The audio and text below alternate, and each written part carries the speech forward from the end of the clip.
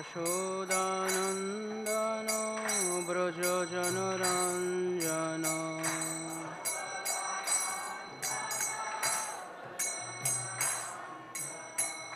যমুনা তীরাবনচারী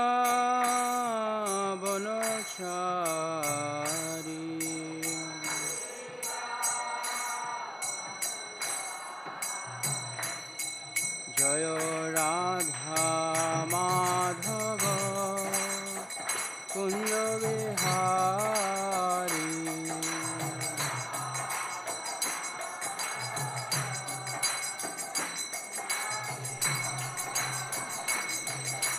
গোপীজন বল্লভ গিরিবরধারী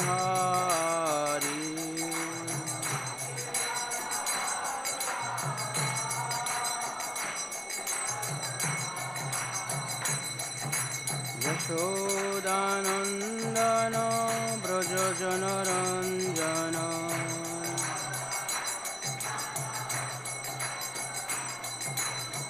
যমুনা তীরাবনচারী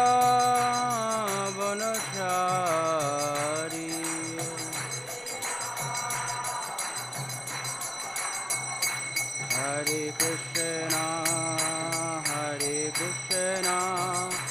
কৃষ্ণ কৃষ্ণ হরে হরে হরে রাম রাম রাম হরে হরে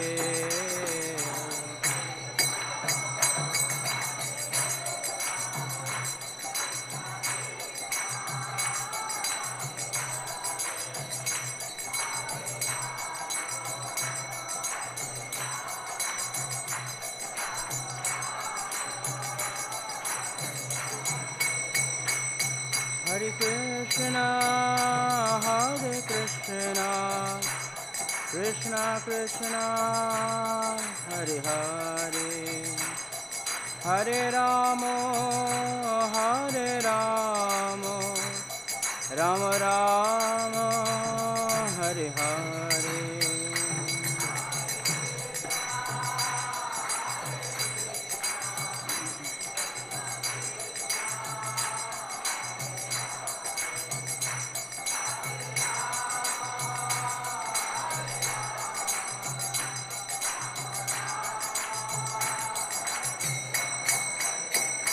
জয় রাধা মাধব রাধা মাধব রাধা মাধব জয় রাধা মাধব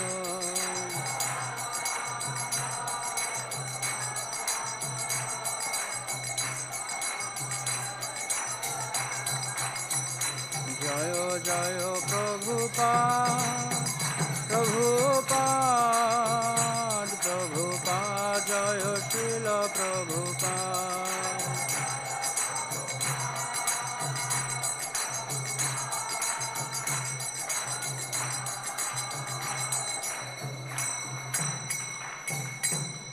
প্রেমানন্দে জয় ওম বিষ্ণুপাদ পরমহংস পরিব্রাজকাচার্য শ্রী প্রসাদ ISKCON BBT fort প্রতিষ্ঠাতা आचार्य श्री श्रीमन अभय चरणानंद भक्तिविनोद स्वामी श्री प्रभुपाद की अनंत कोटि वैष्णव वृंद की जय। श्री नवद्वीप मायापुर धाम की जय। श्री श्री राधा माधव सखी वृंद श्रीमन महाप्रभु पंचोत्तर गौणिता श्री प्रहलाद नरसिंहदेव श्री मायापुर चंद्र की जय। समवेत भक्त वृंद की जय। गौ प्रेमानंदे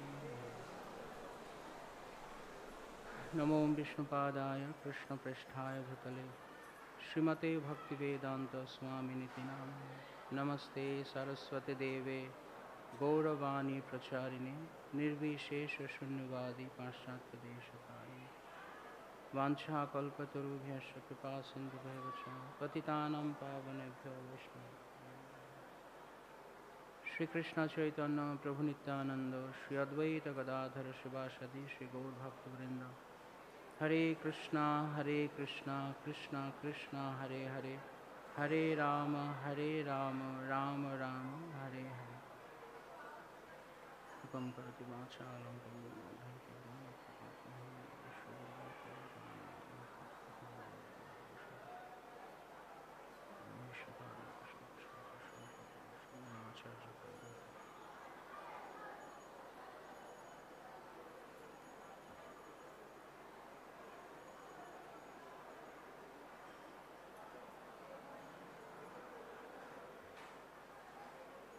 শ্রীমদ্ভাগবতম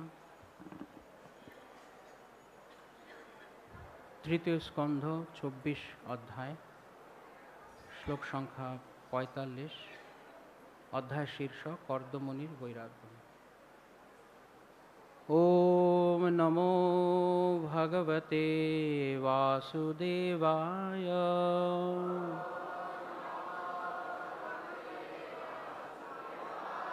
ওম নমো ভগবতে বাসুদেবায়।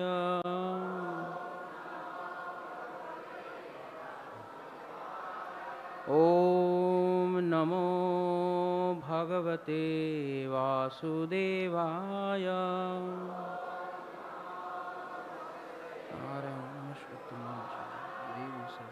ততো জয়মুদীরয়তে। वासुदेवे भगवती सर्वज्ञे प्रत्यक आत्मनि परेण भक्तिभावेन लब्धो आत्मा मुक्तबन्धनः। वासुदेवे भगवती सर्वज्ञे प्रत्यगात्मनि परेण भक्तिभावेन लब्धात्मा मुक्तबन्धनः।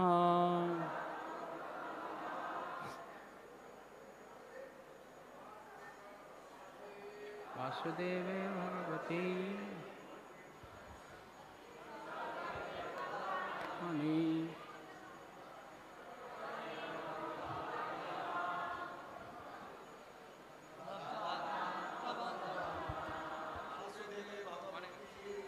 देवी भगवती सर्वज्ञे प्रत्यगात्मनि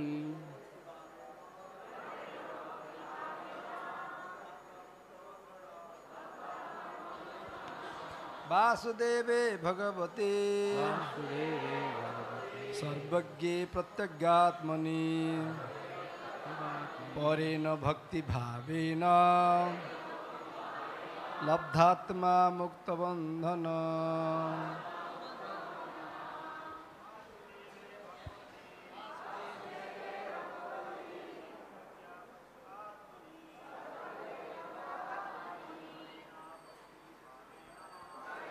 भक्तिभावेन लब्धात्मा मुक्तबन्धनः। भगवती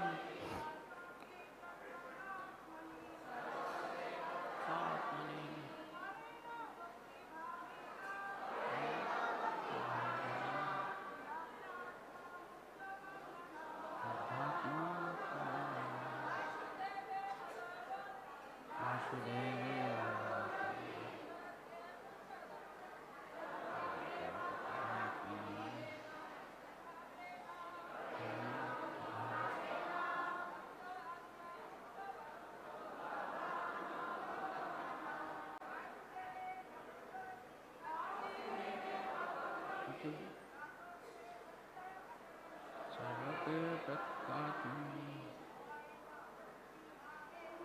परेण भक्तिभावेन लब्धात्मा मुक्तबन्धनः। धन्यवाद। वासुदेवे वासुदेव के भगवती परमेश्वर भगवान सर्वज्ञे सर्वज्ञ प्रत्यगात्मनि সকলের অন্তরে বিরাজমান পরমাত্মা পরেণ চিন্ময় ভক্তিভাবেন ভক্তির দ্বারা লব্ধ আত্মা আত্মস্বরূপে স্থিত হয়ে মুক্তবন্ধন জড়বন্ধন থেকে মুক্ত হয়ে। অনুবাদ এবং তাৎপর্য শ্রীল অভয়চরণ ভক্তিবিনোদ স্বামী শ্রীল প্রভুপাদ কর্তৃক শ্রীল প্রভুপাদ কি জয়। এইভাবে তিনি বদ্ধ জীবন থেকে মুক্ত হয়ে সর্বান্তর্যামী সর্বজ্ঞ পরমেশ্বর ভগবান বাসুদেবের দিব্য প্রেমময়ী সেবায় যুক্ত হয়েছিলেন। কেউ যখন ভগবানের প্রেমময়ী সেবায় যুক্ত হন তখন তিনি বুঝতে পারেন যে জীবাত্মা রূপে তাঁর স্বরূপে তিনি পরমেশ্বর ভগবান বাসুদেবের নিত্যদাস। আত্ম উপলব্ধির অর্থ এই নয় যে যেহেতু পরমাত্মা এবং জীবাত্মা উভয়ই আত্মা, তাই তারা সর্বতোভাবে সমান। জীবাত্মার বদ্ধ হওয়ার প্রবণতা রয়েছে, কিন্তু পরমাত্মা কখনোই বদ্ধ হন না। বদ্ধ জীবাত্মা যখন বুঝতে পারেন যে তিনি পরমাত্মার অধীন, তখন তার স্থিতিকে বলা হয় লব্ধাত্মা বা মুক্তবন্ধন হওয়া। জড় কলুষ ততক্ষণই থাকে যতক্ষণ জীব নিজেকে ভগবানের সমকক্ষ বলে মনে করে। এটি হচ্ছে মায়ার অন্তিম জাল। মায়া সর্বদাই বদ্ধ জীবেদের প্রভাবিত করে। বহু ধ্যান এবং জল্পনা কল্পনার পরেও কেউ যদি নিজেকে পরমেশ্বর ভগবানের সঙ্গে এক বলে মনে করে, তাহলে বুঝতে হবে যে সে মায়ার অন্তিম জালে আটকে রয়েছে। পরেণ শব্দটি অত্যন্ত তাৎপর্যপূর্ণ। পর মানে চিন্ময়, জড় কলুষের স্পর্শরহিত। পূর্ণ চেতনায় নিজেকে ভগবানের নিত্য দাস বলে উপলব্ধি করাকে বলা হয় পরাভক্তি। কেউ যদি জড়ের সঙ্গে সম্পর্কিত থেকে কোনো রকম জড় লাভের জন্য ভগবত ভক্তির অনুশীলন করেন, তাহলে তাকে বলা হয় বিদ্ধা ভক্তি বা কলুষিত ভক্তি। পরাভক্তি সম্পাদনের ফলে প্রকৃতপক্ষে মুক্ত হওয়া যায়। এখানে আরেকটি শব্দ সর্বজ্ঞে উল্লেখ করা হয়েছে। সকলের হৃদয়ে বিরাজমান পরমাত্মা হচ্ছেন সর্বজ্ঞ। তিনি জানেন দেহের পরিবর্তনের ফলে আমি আমার অতীতের কার্যকলাপ এর কথা ভুলে যেতে পারি, কিন্তু পরমাত্মা রূপে পরমেশ্বর ভগবান যেহেতু আমার মধ্যে বিরাজ করছেন, তাই তিনি সব কিছু জানেন। তিনি আমার পূর্বকৃত কর্ম অনুসারে আমাকে ফল প্রদান করেন। আমি ভুলে যেতে পারি, কিন্তু তিনি আমার পূর্বজীবনের সৎকর্ম অথবা অসৎকর্ম অনুসারে সুখ এবং দুঃখ প্রদান করেন। মানুষের কখনো মনে করা উচিত নয় যে যেহেতু সে তার পূর্ব জীবনের কার্যকলাপের কথা ভুলে গেছে, তাই তার ফল থেকে সে মুক্ত। কর্মফল ভোগ করতেই হবে, এবং সেই ফল কীরকম হবে তা বিচার করবেন সাক্ষী স্বরূপ পরমাত্মা। হরি ওম তৎসৎ। নমো বিষ্ণু কৃষ্ণ কৃষ্ণ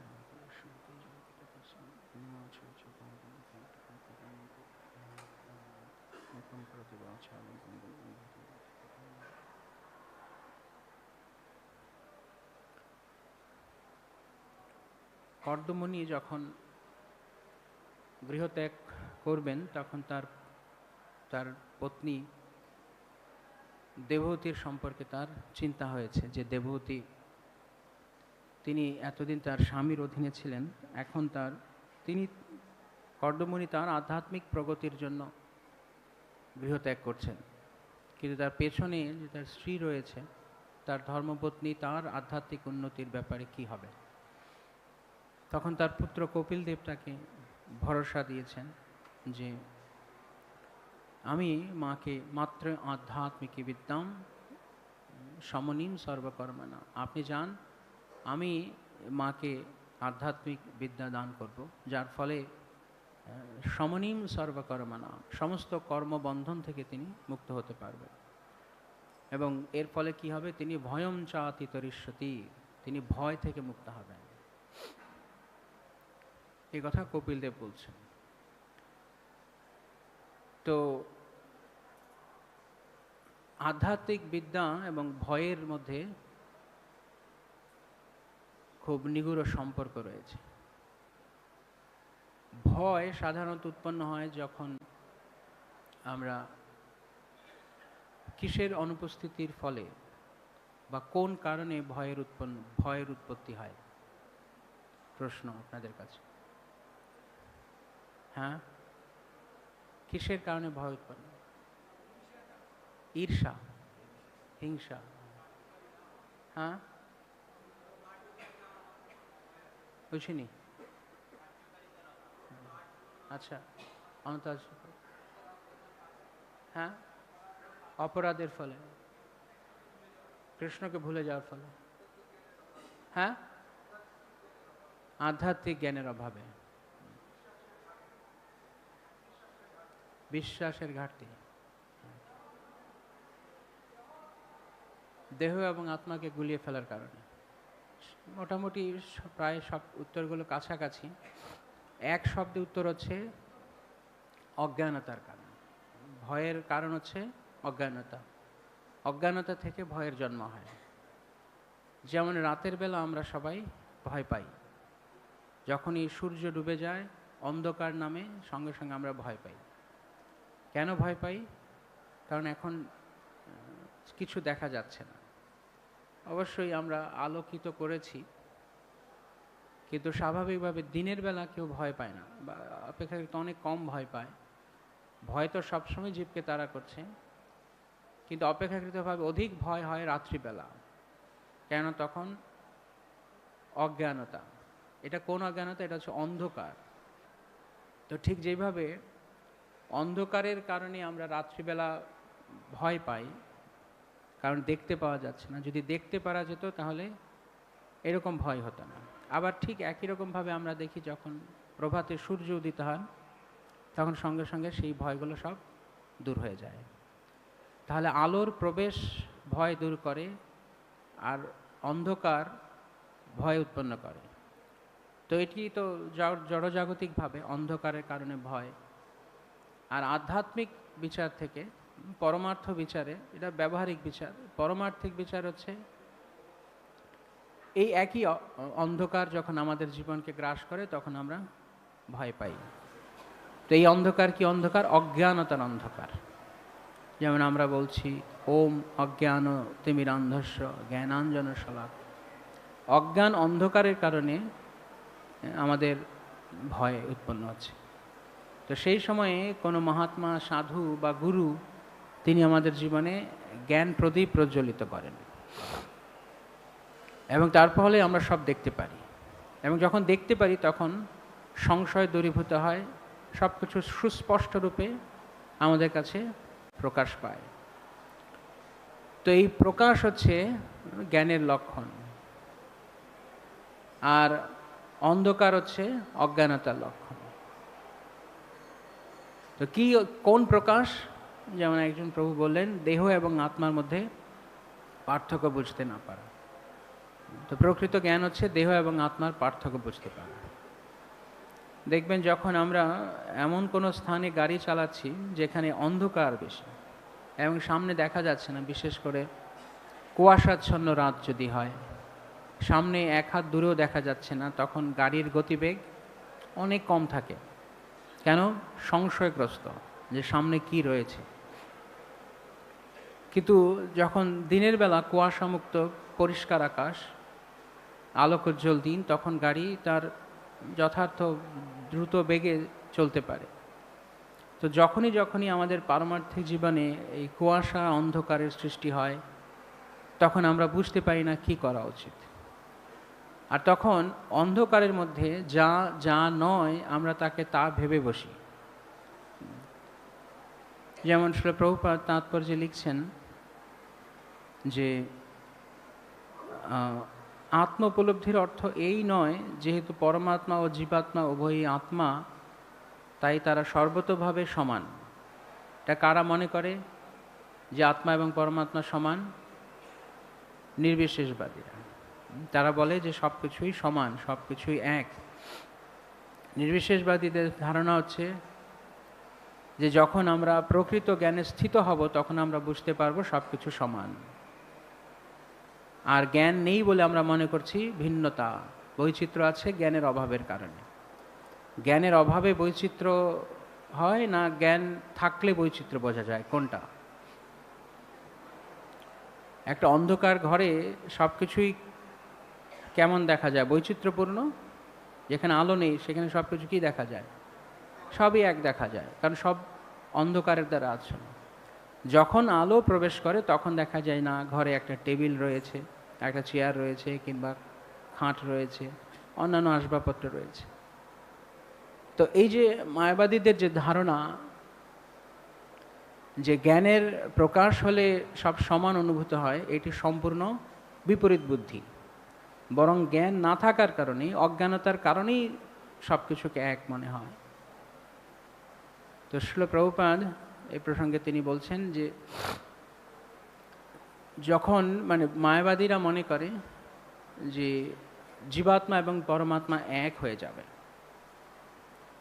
তো জীবাত্মা এবং পরমাত্মা যদি এক হয় সেটিকে তারা জ্ঞান বলছেন, আর প্রভুপাদ বলছেন এটি মহা অজ্ঞানতা।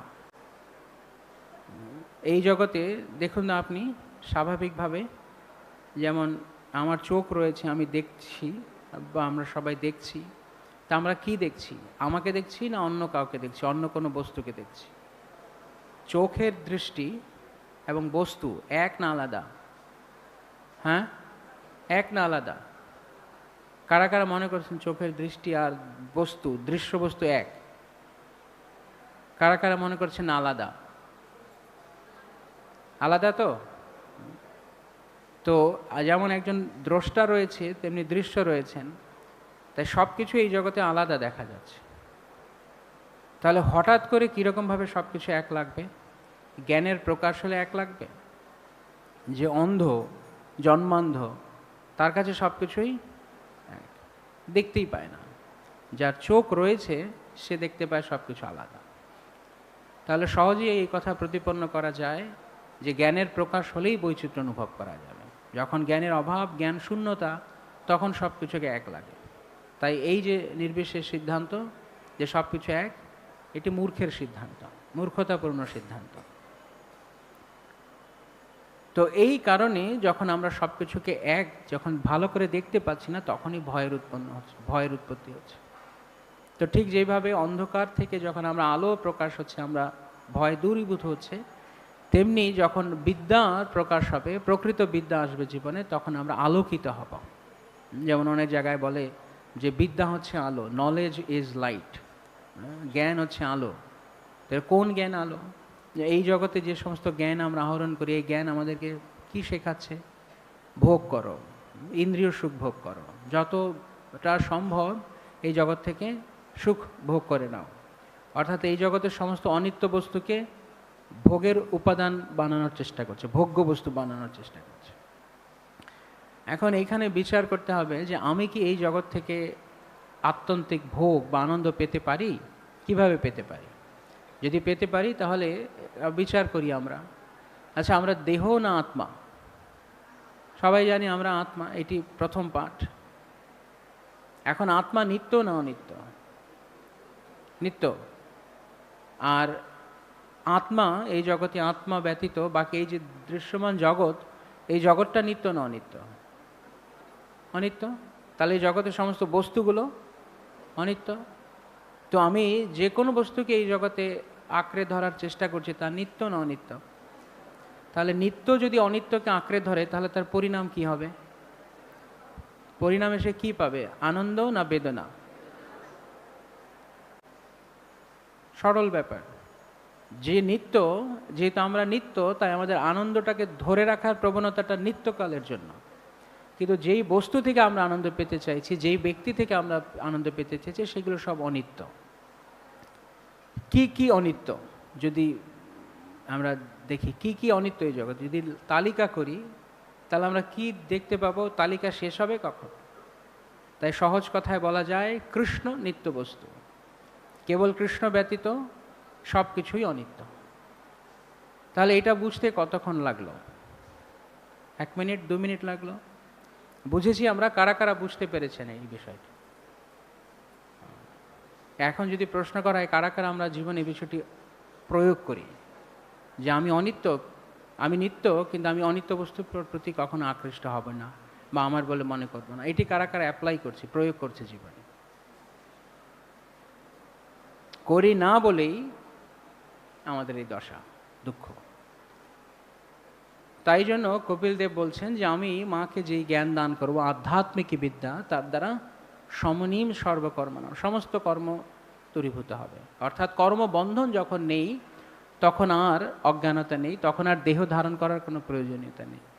দেহ আমরা ধারণ করি কেন? দেহ ধারণের কারণ হচ্ছে পূর্বকৃত কর্মফল ভোগ করার জন্য। যখন কর্মই নেই, কর্মই জিরো হয়ে গেছে, শূন্য হয়ে গেছে, তখন আর মানে কর্ম বলতে কর্মফল যখন শূন্য হয়ে গেছে, তখন আর দেহের কোনো আবশ্যকতা নেই। তাকে বলা হয় মুক্ত বন্ধন, যেটা এই শ্লোকে বলা আছে, লব্ধাত্মা মুক্ত বন্ধন। যখন আমরা আত্মা উপলব্ধিতে, আত্মার স্থিতিতে আসব, তখন আমরা মুক্ত। যেই মুহূর্তে জীব এইভাবে এই জ্ঞান থেকে কাজ করছে যে সে আত্মার দৃষ্টিকোণ থেকে যখন সে কাজ করছে, তখন সেই সমস্ত কর্ম বন্ধনের উৎপত্তি করে না। যখনই আমরা আত্মা নয় দেহের স্তর থেকে কাজ করছি, দেহ ভাবনা থেকে কাজ করছি, সঙ্গে সঙ্গে সেই কর্ম বন্ধন তৈরি করবে। তো এইভাবে কপিল দেব তিনি তার পিতাকে আশ্বস্ত করলেন। কর্দম মুনি গৃহত্যাগ করলেন। গৃহত্যাগ করে তিনি কি করছেন সেই প্রসঙ্গে বলা হচ্ছে, ব্রতম স আস্থিত, তিনি ব্রতে স্থিত হলেন। এগুলো নিশ্চয়ই আপনারা পড়েছেন, এর আগের শ্লোকগুলিতে রয়েছে, আগের দিনগুলিতে ছিল, আমরা শুনেছি। তো ব্রতম স আস্থিত, তিনি ব্রতে স্থিত হলেন। তো অনেকে এই জগতে ব্রত করে, ব্রত মানে কিছু একটা সংকল্প করা। তো ইতিহাসে একজন বিখ্যাত ব্রত পালন করেছে, তার নাম রয়েছে কে? হিরণ্যকশিপু। হিরণ্যকশিপুর যে ব্রত, তা চতুর্দশ ভুবন কাঁপিয়ে দিয়েছিল, এমন ব্রত করেছিল। মানে ব্রতে স্থিত হয়েছিল। আরও একজন ব্যক্তি ব্রত করেছিল, তার ব্রত পৃথিবীর বায়ু প্রবাহ বন্ধ করে দিয়েছিল। কে? ধ্রুব মহারাজ। আপনারা জানেন, সব বুঝতেই পারা যাচ্ছে। এখন ধ্রুব ব্রতে স্থিত হয়েছে, হিরণ্যকশিপু ব্রতে স্থিত হয়েছে। হিরণ্যকশিপুর ব্রতের পরিণাম কি হলো? হিরণ্যকশিপু ব্রহ্মাকে আহ্বান করলেন, মানে ব্রহ্মা এলেন। হিরণ্যকশিপু ত্রিভুবনের বা সমগ্র পৃথিবীর, তার দৃষ্টিকোণ অনুযায়ী পৃথিবীটাই সব কিছু। তো সে পৃথিবীর আধিপত্য চাইল, ঘুরিয়ে পেঁচিয়ে বর প্রার্থনা করে, অমর হতে চাইল। তো অমর না হয়ে তারপরে অন্যান্য বর প্রার্থনা করল। তো হিরণ্যকশিপু ব্রতে স্থিত হয়েছে, ধ্রুব মহারাজও ব্রতে স্থিত হয়েছে। ধ্রুব যখন ব্রতে স্থিত হয়েছে, তার মধ্যে কি বাসনা ছিল? হিরণ্যকশিপু বাসনা করেছিল, হিরণ্যকশিপু ব্রহ্মাকে প্রার্থনা করলো, আপনার সৃষ্ট কোনো জীব যেন আমাকে মারতে না পারে। তার মানে ব্রহ্মার পরে সব ব্রহ্মার সৃষ্ট জীব। তাহলে সব সৃষ্ট জীবের ওপরে কে? ব্রহ্মা আপাত দৃষ্টিতে। এবং হিরণ্যকশিপু যেহেতু ভগবান বিষ্ণুকে মানে না, তাই তার কাছে চরম কর্তৃপক্ষ হচ্ছে ব্রহ্মা। তাই বলছে, আপনার সৃষ্ট কোনো জীবের দ্বারা যেন আমার মৃত্যু না হয়। তাহলে ব্যাপারটা কি দাঁড়ালো? হিরণ্যকশিপু আর ব্রহ্মা এক স্তরে হয়ে গেল না? হিরণ্যকশিপু বলল, আপনার সৃষ্ট কোনো জীবের দ্বারা আমি মরবো না। তার মানে ব্রহ্মা তো তার কোনো সৃষ্ট জীবের দ্বারা মরবেন না। তাহলে হিরণ্যকশিপু কোনো সৃষ্টি যার দ্বারা মরবেন না, মানে ব্রহ্মা আর হিরণ্যকশিপু এক। অনেকটা ব্রহ্মার মতো পদ নিল। যখন হিরণ্যকশিপু বললো যে আমাকে অমর করে দিন, তখন ব্রহ্মা বললেন, আমি নিজেই তো অমর নই, তোমাকে আমি কিভাবে অমর করব। তখন হিরণ্যকশিপু ছলে বলে কৌশলে ভাবলো, আমি ব্রহ্মার মতো লম্বা আয়ু নিয়ে নেব। কিন্তু ব্রহ্মার আয়ু অনেক লম্বা হতে পারে, অনেক দীর্ঘ হতে পারে, কিন্তু ব্রহ্মা কি মরো না অমর? মরো, তারও মৃত্যু হবে একদিনে। কিন্তু হিরণ্যকশিপু ভেবেছে কমসে কম ব্রহ্মার মতো হয়ে যাই। তো ব্রহ্মার পদ পেতে চেয়েছে একদিক থেকে দেখতে গেলে। ধ্রুব মহারাজ ব্রতে স্থিত হয়েছে। ধ্রুবকে প্রার্থনা, ধ্রুবের ভেতরে কি বাসনা ছিল? যে আমি এমন পদ পাবো যা পিতামহ ব্রহ্মার চাইতে উত্তম। তাহলে ধ্রুবের ভেতরে চিন্ময় বাসনা না জড় বাসনা? হিরণ্যকশিপুর ভেতরে চিন্ময় বাসনা না জড় বাসনা? দুজনেরই জড় বাসনা, দুজনেই ব্রতে স্থিত হয়েছে। ফলাফল আলাদা কেন? দুজনের ফলাফল আলাদা কেন?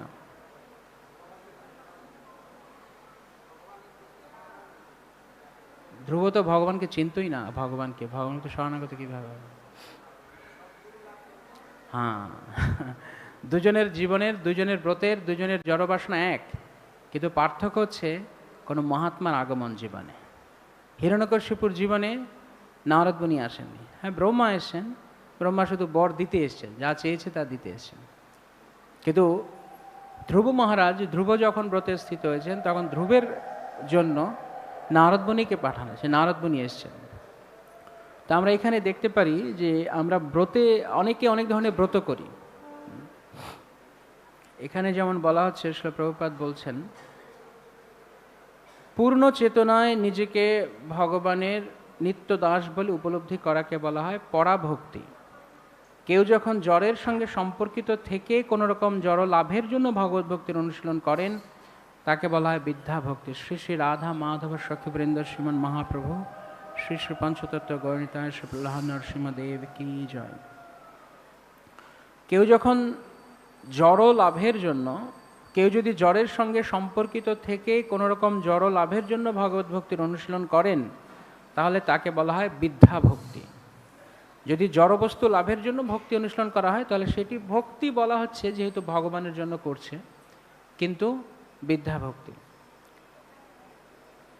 যেমন জল জল জল স্বাভাবিক ভাবে যদি আমরা শুনি, জল শব্দটি বোঝায় যে তৃষ্ণা নিবারণের বস্তু। তাহলে জল পবিত্র, জল শুদ্ধ। কিন্তু শুদ্ধ জল যদি সবই শুদ্ধ জল হতো তাহলে আমরা কখনো কখনো মিনারেল ওয়াটার খুঁজি কেন, পরিষ্কার পরিশ্রুত জল খুঁজি কেন? যদি জল সবসময় কেবল জল বলতে কেবল শুদ্ধ জলকেই বোঝাতো তাহলে আমরা কেন তখন বিচার করি জলটা পান করার আগে যেটি ভালো জল না দূষিত জল? তার মানে জল দূষিত হতে পারে, হতে পারে। ঠিক একই রকমভাবে ভক্তি জীবের স্বাভাবিক বৃত্তি, যেরকম জল জীবের স্বাভাবিক তৃষ্ণা নিবারণের উপায়, ভক্তিও তেমনি জীবের কর্মবন্ধন থেকে মুক্ত হওয়ার স্বাভাবিক উপায়। কিন্তু সেই ভক্তির মধ্যেও জলের মতোই অশুদ্ধতা প্রবেশ করতে পারে। যদি ভক্তি অশুদ্ধ হয় তখন তাকে বিদ্যা ভক্তি বা মিশ্রা ভক্তি বা অশুদ্ধা ভক্তি বলে, শুদ্ধা ভক্তি নয়। তাহলে মিশ্রা ভক্তি বা বিদ্যা ভক্তির সংজ্ঞা কি? জড় জাগতিক লাভের জন্য যখন ভক্তি অনুশীলন করা হয়, অর্থাৎ কৃষ্ণকে বসিয়ে কৃষ্ণের সামনে আমি যদি জড় বস্তু কামনা করি তাহলে সেটি বিদ্যা ভক্তি, মিশ্রা ভক্তি, শুদ্ধ ভক্তি নয়। তাহলে একটু আগে আমরা যে কথাটি বলছিলাম যে আত্মা মানে জীব ভয়গ্রস্ত হয় যখন সে অনিত্য বস্তুকে আঁকড়ে ধরে। তাহলে একদিক থেকে দেখতে গেলে এক বিচারে যখন আমরা ভয়গ্রস্ত হচ্ছি, যদি আমরা পারমার্থিক জীবন গ্রহণ করার পরেও আমরা ভীত, ভয় রয়েছে, তার মানে আমরা অনিত্য বস্তুর প্রতি আমাদের এখনও আঁকড়ে ধরে আছি, অনিত্য বস্তুকেই নিত্য বলে মনে করছি। তাহলে এই অনিত্য বস্তুকে চাওয়া কি শুদ্ধা ভক্তি না বিদ্যা ভক্তি? বিদ্যা ভক্তি, মিশ্র ভক্তি। তাহলে মিশ্র ভক্তির পরিণাম হচ্ছে ভয়। অনিত্য বস্তুকে চাওয়া মানে ভয়, পরিণাম ভয়। তাহলে মিশ্রা ভক্তি মানে জড়জাগতিক লাভের জন্য ভগবানকে ডাকা মানে ভক্তি করা, তার পরিণামও ভয়। তার মানে আমরা বলতে পারি মিশ্রা ভক্তি অনিত্য বস্তুর প্রতি আকর্ষণ, মিশ্রা ভক্তি বা বিদ্যা ভক্তি সমান সমান অনিত্য বস্তুর প্রতি আকর্ষণযুক্ত ভক্তি সমান সমান ভয়। তাহলে যখন একটু আগে আমরা জিজ্ঞেস করছিলাম আমরা কারা কারা ভয় থেকে মুক্ত হয়েছি, তো যতক্ষণ পর্যন্ত অনিত্য বস্তুর প্রতি আকর্ষণ সমান সমান মিশ্রা ভক্তি, তাহলে মিশ্রা ভক্তি কখনো ভয় থেকে মুক্ত করতে পারবে? কেবল শুদ্ধা ভক্তি ভয় থেকে মুক্ত করতে পারবে। তো সেই শুদ্ধা ভক্তি অনুশীলন করার জন্যই আন্তর্জাতিক কৃষ্ণ ভাবনামৃত সংঘ শ্রীল প্রভুপাদ বানিয়েছেন। কিন্তু যতক্ষণ না পর্যন্ত আমরা কেবলই শুদ্ধা ভক্তি অনুশীলন করছি ততক্ষণ পর্যন্ত একদিকে বিচার করতে গেলে আমরা এখনও পূর্ণরূপে শ্রীল প্রভুপাদের মিশন, প্রভুপাদের মুড বা প্রভুপাদের ভাব উদ্দেশ্য বুঝে উঠতে পারিনি। শ্রীল প্রভুপাদ কেন ইসকন বানিয়েছেন? ইসকন কেবল শুদ্ধ ভক্তি অনুশীলনের জন্য। আমরা বিদ্যাভক্তির স্তরে শুরু করতে পারি, কিন্তু ধীরে ধীরে ধীরে ধীরে বিদ্যাভক্তি থেকে শুদ্ধ ভক্তির স্তরে যাওয়ার জন্য ইসকন সুযোগ দান করছে। শ্রীল প্রভুপাদের গ্রন্থাবলী, প্রভুপাদের শিক্ষা আমাদেরকে সুযোগ দিচ্ছে। তো যদি আমরা প্রভুপাদের গ্রন্থ বা প্রভুপাদের শিক্ষাকে আশ্রয় করার পরও যদি আমরা মিশ্রা ভক্তি অনুশীলন করতে থাকি এবং জ্ঞানত জেনে শুনে আমরা মিশ্রা ভক্তিকে আমাদের জীবনে মানে অনুমোদন দিতে থাকি, তাহলে কি আমরা আদৌ শ্রীল প্রভুপাদের গ্রন্থের সদুপযোগ করছি বা প্রভুপাদ শিক্ষার সদুপযোগ করছি অথবা ইসকনের লাভ তুলতে পারছি? কারণ যে কারণে প্রভুপাদ ইসকন বানিয়েছেন যে ভয় হচ্ছে জাগতিক অস্তিত্বের লক্ষণ, জীবকে ভয় শূন্য করা। এই জড়বস্তুর প্রতি আকর্ষণ এরকম যে আপনাকে শুরু থেকে শেষ পর্যন্ত ভয় পাওয়াবে। যখনই আমি একটি জড়বস্তুকে বাঞ্ছা করছি, যেদিন পরিকল্পনা করছি যে এই জড়বস্তু আমার চাই, যেমন গতকালকে আমি 100 মন্দিরে আমাদের ক্লাস হচ্ছিল, আমরা আলোচনা করছিলাম, আপনি ধরুন একটি মোবাইল ফোন আপনি চাইছেন, খুব দামি মোবাইল ফোন, তো যখন ভেবেছেন ওই মোবাইল ফোনটি আমি চাই, তখন কি হবে? তখন থেকে আমার মাথায় কি ঘুরছে, এই ফোনের যা দাম আর আমার যা সাধ্যি, এই দুইয়ের মাঝখানে সমুদ্র সমান পার্থক্য, অনেক গ্যাপ। তা আমাকে এখন কি করতে হবে? ওই টাকাটা একটা করতে হবে। করতে গেলে আমাকে কি করতে হবে? ডাবল পরিশ্রম করতে হবে বা টাকা সঞ্চয় করতে হবে। যে কোনোভাবেই আমাকে টাকাটা সঞ্চয় করার জন্য প্রচুর পরিশ্রম করতে হবে। যখন থেকে ভেবেছি যে ওই মোবাইল ফোনটি আমি চাই বা ওই বস্তুটি আমি চাই, তখন থেকে আমাকে সেটা জমাতে শুরু করতে হচ্ছে। ফলে পুরোটা পন্থা একটা উৎকণ্ঠা জন্ম দিচ্ছে, যে পাবো তো, আসবে তো, শেষ পর্যন্ত নিতে পারবো তো। তারপরে এরকম দেখা গেল হয়তো যে সেটি আমরা জমাও করে ফেললাম এক জায়গায়, কিন্তু যখন কিনতে যাব তখন দেখছি ওই ফোনটি হয় বাজার থেকে উঠে গেছে, মডেল নেই, কিংবা দাম বেড়ে গেছে, তখন আবার উৎকণ্ঠা। তো এটা হচ্ছে জাগতিক বস্তুর প্রতি আসক্তির প্রথম বৈশিষ্ট্য বা জড়জগতের প্রথম বৈশিষ্ট্য, ভয়। যে কোনো বস্তুর পরিকল্পনা, জড়বস্তুর পরিকল্পনা করা মাত্রই ভয় বা উৎকণ্ঠা সৃষ্টি, উৎকণ্ঠা তৈরি। প্রহ্লাদ মহারাজ বলছেন, সদা সমুদ্বিগ্ন ধিয়া দশত গ্রহাৎ। জীবের উদ্বেগের কারণ হচ্ছে অসৎ বস্তুকে, অনিত্য বস্তুকে গ্রহণ করা, ফলে তার উৎকণ্ঠা তখন থেকে শুরু হয়ে গেল। এখন তার পরবর্তীতে কি, বস্তুটা হয়তো আমি লাভ করলাম, সেই বস্তুটি লাভ করার পর এখন সেই বস্তু আমার সঙ্গে থাকবে তো, এখন সেই ভয় শুরু হয়েছে। সে বস্তু হোক বা ব্যক্তি হোক, সেই ব্যক্তি বা সেই বস্তু আমার হয়ে চিরকাল থাকবে তো, তখন আমরা সেটি নিয়ে ভাবছি। যতক্ষণ পর্যন্ত সেটি পাওয়ার চেষ্টা করছিলাম ভয়, পাওয়ার পর এখন সেটি হারাবার ভয়। এটি হারাবে না তো, থাকবে তো, তাহলে পুরো শুরু থেকে শেষ পর্যন্ত কি কাজ করলো? ভয় বা উৎকণ্ঠা। আর যদি হারিয়ে যায় তাহলে সেটাকে তারপর আমরা কি করি?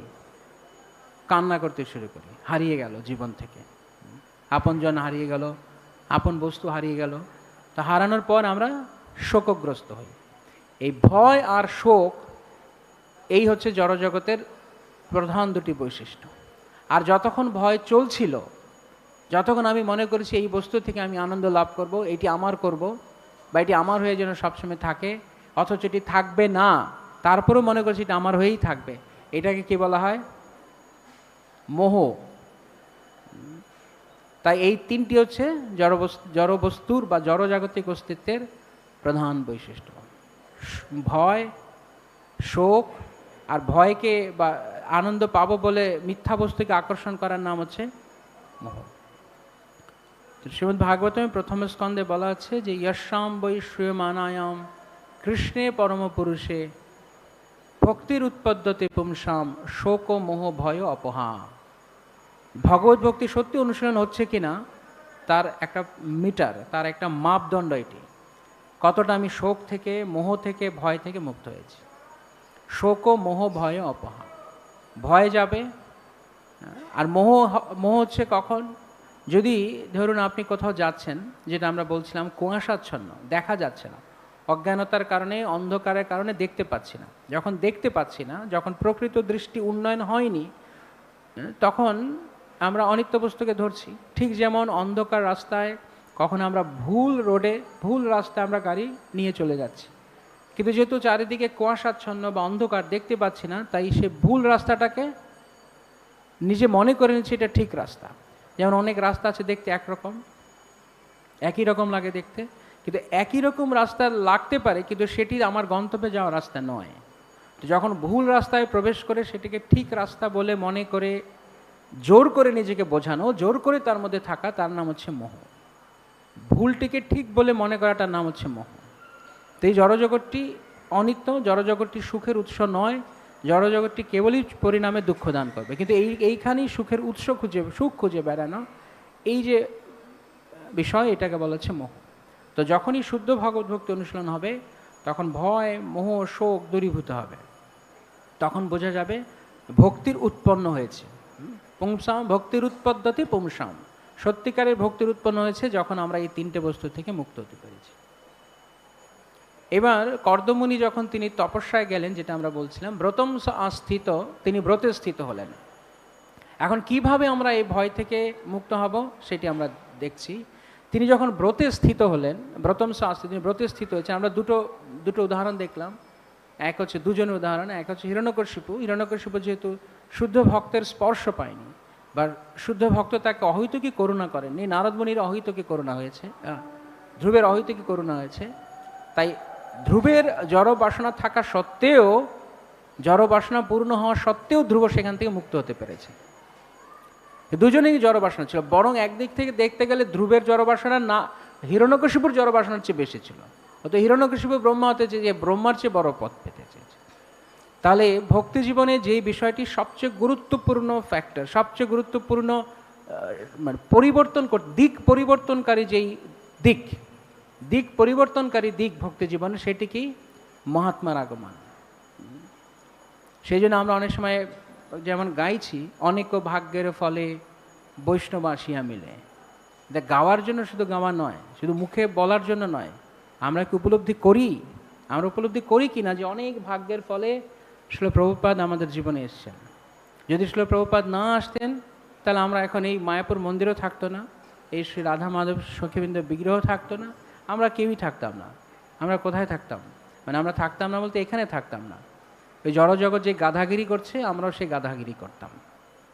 শ্রীল প্রভুপাদ আমাদের গাধাগিরি থেকে মুক্ত করে দিয়েছে, যে গাধার মতো দিনরাত খেটো না, কৃষ্ণের শরণ গ্রহণ করো। একটা প্রবচনে শ্রীল প্রভুপাদ বলছেন যে আমরা যখন আমাদের এত $1000 খরচ হয় প্রতি মাসে, আমাদের এখানে এত মানুষজন আসে, এটা দেখে বাইরের লোকেরা তারা ঈর্ষা করে। আমাদের পাশের ফ্ল্যাটে যারা থাকে, পাশের ব্লকে যারা থাকে, তারা ঈর্ষা করে। আমেরিকাতে প্রভুপাদ বলছে। তখন আমরা ওদেরকে বলি, তাহলে চলে এসো আমাদের সঙ্গে এসো, আমি তোমাদের ফ্রিতে খাওয়াবো। না, সেটা পারবো না। কেন পারবো না? আমাদের গাধাগিরি করতে হবে, আমাদের দিন রাত খাটতে হবে। প্রভুপাদ বলছেন, আমি তোমাদের ফ্রিতে খাওয়াবো, এসো। প্রভুপাদ বলছেন, এই হচ্ছে দুর্ভাগার লক্ষণ। কপাল পুড়ে গেলে এরকম হয়। ফ্রিতে খাবার দিচ্ছে, ফ্রিতে প্রসাদ পাবে না, খেটে খাবো। জড়জগতে লোকের প্রবণতা আছে খেটে খাবো, যে যতক্ষণ খাটতে পারে। বিশাল ব্যাপার। তুমি কতক্ষণ খাটো? আমি 6 ঘন্টা খাটো। অনেক কম খাটো, আমি তো 10 ঘন্টা খাটি। কোনো গাধা আরেকটা গাধাকে বলছে, তুই মাত্র 8 ঘন্টা গাধাগিরি করিস, আমি তো 10 ঘন্টা গাধাগিরি করি। তো হচ্ছে আমি বড়। আরেকটা গাধা হচ্ছে, আমি আরও বড়, আমি 12 ঘন্টা গাধাগিরি করি। আরেক গাধা এসে বলছে, আমি তোমায় কতদিন ধরে গাধাগিরি করছো? আমি 6 বছর হয়েছে। আরে আমি 26 বছর ধরে এক্সপিরিয়েন্সড গাধা, 26 বছর অভিজ্ঞতাপূর্ণ গাধা, আমি এতদিন ধরে আমি গাধাগিরি করছি। তো এটাকে বলা হচ্ছে জড়বিদ্যা। জড়বিদ্যার এই কাজ শ্রীভক্তিনাথ ঠাকুর মহাশয় যেটা বলছেন, জড়বিদ্যা জীবকে করে গাধা। হ্যাঁ, চরমে গিয়ে বিদ্যার উপরে ভরসা জন্মায়, এই জড়বিদ্যার উপরে ভরসা উপজিল। বিদ্যা ভরসা উপজয়, যে বিদ্যা আমাকে খাওয়াবে। যদি বলে কৃষ্ণের আশ্রয় এসো, তো আসবে না। তো হিরণ্যকশিপু সেই জড়বিদ্যার উপরে ভরসা করেছে, নিজের শক্তির উপরে ভরসা করেছে, তাই মহাগাধা, সুপার গাধা। সে ভাবছে আমি যদি আমার উপরে ভরসা করি, তাহলে সব ব্যবস্থা আমি করে নিতে পারবো। চারিদিকে সিকিউরিটি প্ল্যান করে নিয়েছে। দিনে মরবে না, রাতে মরবে না, হ্যাঁ, বাইরে মরবে না, ঘরে মরবে না, আকাশে মরবে না, মাটিতে মরবে না, মানুষের দ্বারা মরবে না, পশুর দ্বারা মরবে না, ব্রহ্মার সৃষ্ট কোনো জীবের দ্বারা মরবে না। কিন্তু ধারণাই করতে পারেনি, কোনো অস্ত্র শস্ত্রের দ্বারা মরবে না। কিন্তু ধারণাই করতে পারেনি যে কারো নখ এত ভয়ঙ্কর হতে পারে, কারণ নখ যে কারো পেট চিরে নাড়ি ভুড়ি বের করে দিতে পারে, ধারণা করতে পারেনি। আমরা প্রার্থনায় বলছি, তব কর কমল বরে। ভগবান নৃসিংহদেবের কর কমলটা মানে কর বা হাতটা কমল পুষ্পের মতো। কমল মানে পদ্মফুল, পদ্মের মতো হাত। তব কর কমল বরে। পদ্মফুল আর হিরণ্যকশিপুর দেহের বর্ণনা করা আছে বজ্রের মতো কঠিন। তো পদ্মফুল বজ্রকে মারতে পারে না, বজ্র পদ্মফুলকে শেষ করতে পারে। তো ভগবান নরসিংহদেবের হাত কমল, কোমল এবং কমল, অত্যন্ত নরম এবং পদ্মপুষ্পের মতো নরম। সেই হাত দিয়ে উনি হিরণ্যকশিপুর বজ্রের মতো দেহকে দলিত হিরণ্যকশিপু তনু ভৃঙ্গম, যেমন ছোট বাচ্চারা মাঝে মধ্যে পোকা টোকা দেখলে এরকম কুচলে দেয়, ভগবান নৃসিংহদেব হিরণ্যকশিপু কুচলে দিয়েছেন। হ্যাঁ, যার বজ্রের মতো দেহকে ভগবানের কাছে মনে হচ্ছে ছোট একটা ভৃঙ্গের মতো, ভোমরার মতো মেরে দিয়েছেন।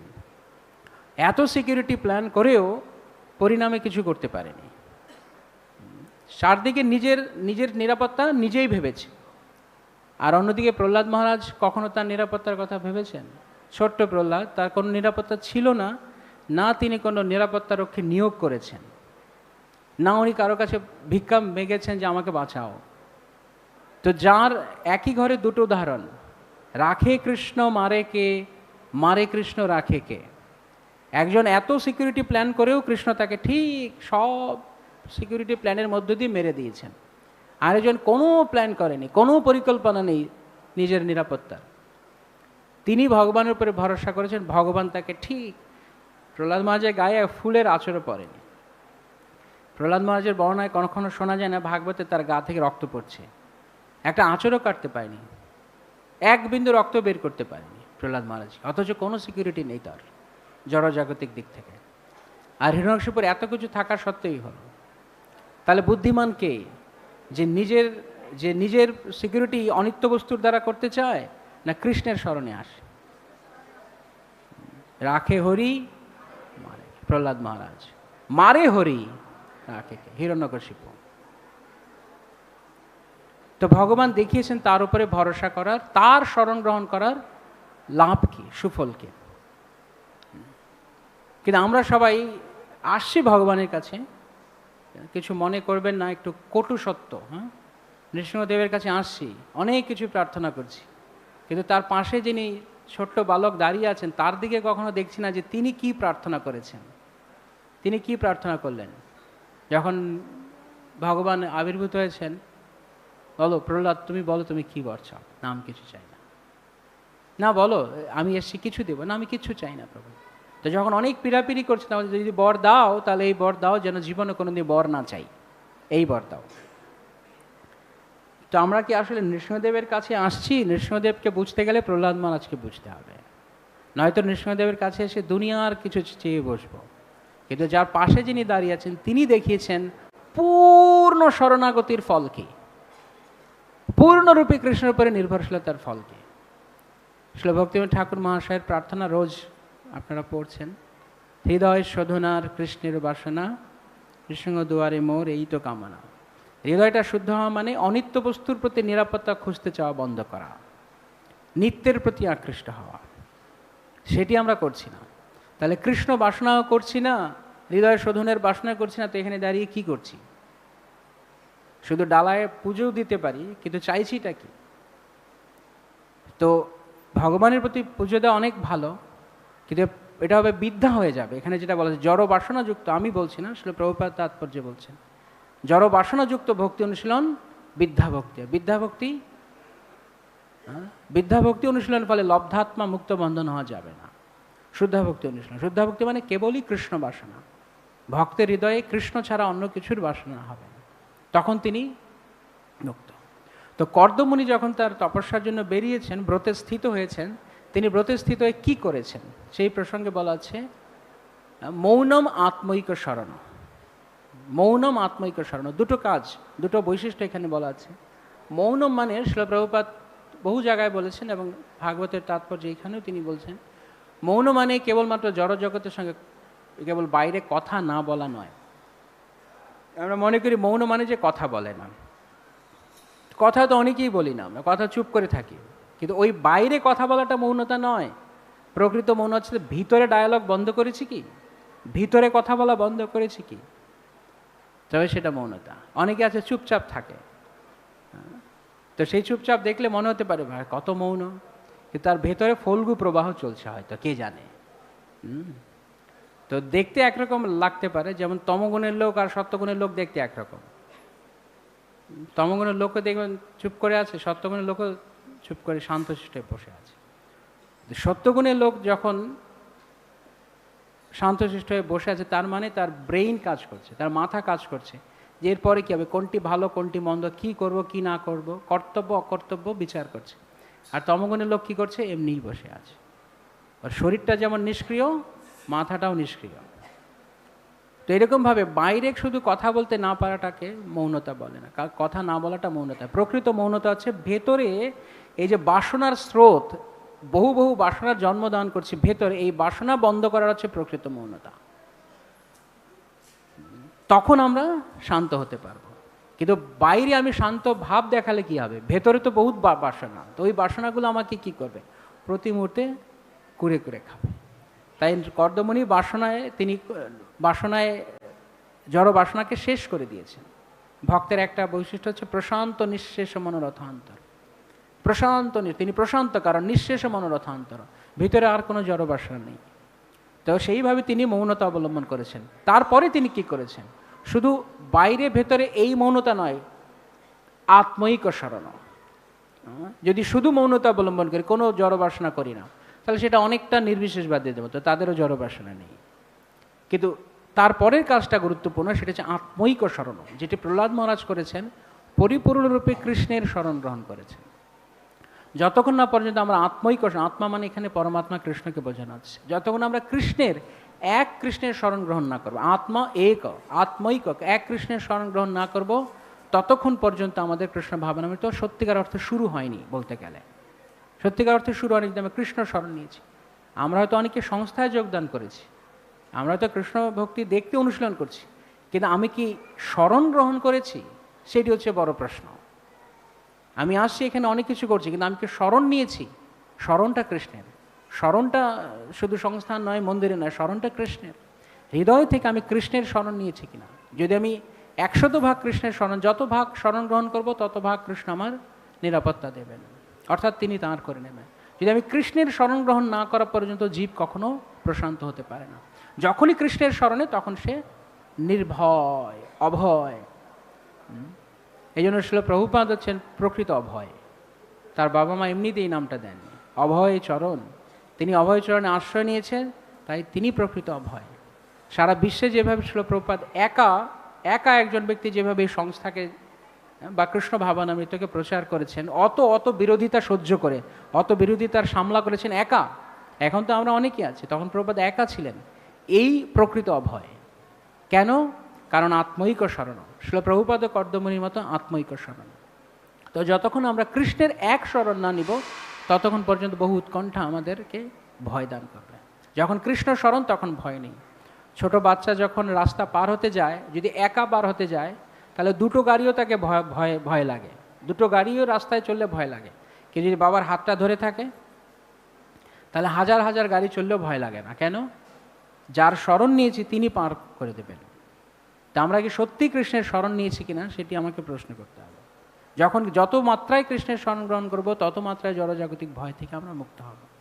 আর যখন এরকম হব, তখন কর্দমণির বৈশিষ্ট্য বলা আছে, তিনি মৌনম আত্মৈক শরণ নিঃসঙ্গ। তিনি একাকী হয়ে গেছেন। কার নিঃসঙ্গতা ভাল লাগে? সবাই চায় আমার সাথে কেউ থাকুক, সবসময় মানুষজন এর সঙ্গে থাকে। নিঃসঙ্গতা কেউ চায় না। একটা নিঃসঙ্গতা যায় যখন হতাশ, তখন একটু একা থাকতে চায়। কিন্তু কৃষ্ণ ভক্ত নিঃসঙ্গ, প্রকৃত কৃষ্ণ ভক্ত নিঃসঙ্গ। এই নিঃসঙ্গতা অন্যরকম। ইংরেজিতে দুটো শব্দ আছে, একটা হচ্ছে লোনলি আর একটা হচ্ছে অ্যালোন। লোনলি মানে একাকিত্ব বোধ করা, আর অ্যালোন মানে একাকী থাকা। তো এখন আপনি কোনটি? আপনি কি একাকিত্ব বোধ করতে বলা হয়নি? আমরা একাকী নই। আমার সঙ্গে কে আছেন? আমার গুরুদেব রয়েছেন, শিল প্রভুপাদ রয়েছেন, কৃষ্ণ রয়েছেন। আমরা তো কমপক্ষে আমরা এই তিনজনের সঙ্গে সবসময় আছি, আমরা একাকী নই। তাই একাকিত্ব বোধ করা নয়, একাকী থাকা। একাকী থাকা মানে এক শরণ, কৃষ্ণের এক শরণ নেওয়া, সেটা হচ্ছে একাকী, প্রকৃত একাকী থাকা। তাই কর্দমণি নিঃসঙ্গ হয়ে গেছেন। তাই সেই প্রসঙ্গে শিল প্রভুপাদ লিখছেন, সন্ন্যাস গ্রহণ করা মানে বা ত্যাগীর আশ্রম গ্রহণ করা মানে কেবল পোশাকের পরিবর্তন নয়। ত্যাগীর আশ্রম গ্রহণ করা মানে তুমি একান্ত শরণ নিয়েছো কিনা, তবেই ভয়মুক্ত। সেটি সন্ন্যাস মন্ত্রের তাৎপর্য, যে কেবলমাত্র মুকুন্দের শরণ গ্রহণ করা হয়েছে কিনা, কৃষ্ণের শরণ গ্রহণ করা হয়েছে কিনা। তাহলে কে সন্ন্যাসী? যার বেশ পাল্টেছে, যার আশ্রম পরিবর্তন হয়েছে, না যে কৃষ্ণের শরণ নিয়েছে? যিনি কৃষ্ণের একমাত্র একমাত্র এক্সক্লুসিভ, মানে কি বলে, একমাত্র কৃষ্ণের শরণ নিয়েছেন, অনন্য শরণ কৃষ্ণতে, তিনিই সন্ন্যাসী, তিনি প্রকৃতপক্ষে সন্ন্যাসী, আর তারই কোনো ভয় নেই। তাই এই এক শরণ কৃষ্ণের, আত্মৈক্য শরণ হওয়ার জন্যই কৃষ্ণ ভাবনামৃত। শ্রীল প্রভুপাদ আমাদের সবাইকে নির্ভয় করতে এসছেন, অভয় দিতে এসছেন। তিনি নিজে অভয়, তিনি সবাইকে অভয় দিতে এসছেন। কখন অভয় আসবে? এখনও বুঝিনু প্রভু তোমার চরণ, অশোক অভয় অমৃতপ্রদ পূর্ণ সর্বক্ষণ। যতক্ষণ না পর্যন্ত কৃষ্ণের চরণকে আঁকড়ে ধরব, ততক্ষণ পর্যন্ত আপনি কোনোদিন অভয় হতে পারবেন না।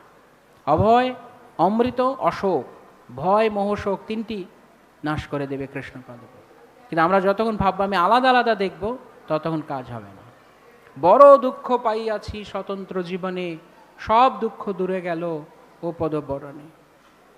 এখন বুঝতে পেরেছি প্রভু, এতদিন বহু আলাদা আলাদা থেকে নিজের পরিকল্পনা নিজে চলতে চেয়েছি। যখন নিজের পরিকল্পনায় দুজনই প্রতিষ্ঠিত হয়েছেন, মাঝখানে এসে পরিকল্পনাকে, বাসনাকে যিনি পরিবর্তন করেছেন তিনি নারদমণি। তাই ভক্তি জীবনের সার তত্ত্ব হচ্ছে সাধুর আনুগত্য। আমরা আমাদের বাসনাগুলো বিভিন্নভাবে এদিক ওদিক হয়ে আছে, সেই সব বাসনাকে, যেমন অনেকগুলো লোহা যদি এক জায়গায় ছড়িয়ে ছিটিয়ে থাকে, আপনি শুধু চুম্বকটা ধরবেন, সবগুলো লোহা একসঙ্গে চুম্বকের প্রতি আকৃষ্ট হয়ে যায়। তাহলে চুম্বক সবগুলো লোহাকে আকর্ষণ করতে পারে। তাই মহাত্মা তিনি সকলের জড় বাসনাকে ঘুরিয়ে কৃষ্ণের দিকে নিয়ে যেতে পারেন। এইটা হচ্ছে এই জীবনে মহাত্মার প্রকৃত তাৎপর্য। মহাত্মা কেবল ব্র্যান্ড নয়, নাম নয় যে আমি কোনো মহাত্মার আশ্রয় আছি, আমার স্মরণ কৃষ্ণের দিকে গিয়েছে কিনা। শ্রীল ভক্তিসিদ্ধ সরস্বতী ঠাকুর প্রভুপাদ বলতেন, জীবের বিপরীত রুচিকে পরিবর্তিত করাই সাধুর কাজ, সেটি প্রকৃতপক্ষে প্রচার। তা আমরা কি প্রচার করছি বা আমরা কি প্রচারিত হচ্ছি, আমরা কি আমাদের বাসনাকে কৃষ্ণের দিকে নিয়েছি কিনা, সেটি হচ্ছে প্রকৃত পরীক্ষা। তবেই প্রকৃত ভয় থেকে নির্ভয় হয়ে অভয় চরণে আশ্রয় নিলে নির্ভয় হওয়া যায়। শ্রীল প্রভুপাদ কি, সমবেত ভক্তবৃন্দ কি, গৌর প্রেমানন্দে হরি। সময় নেই।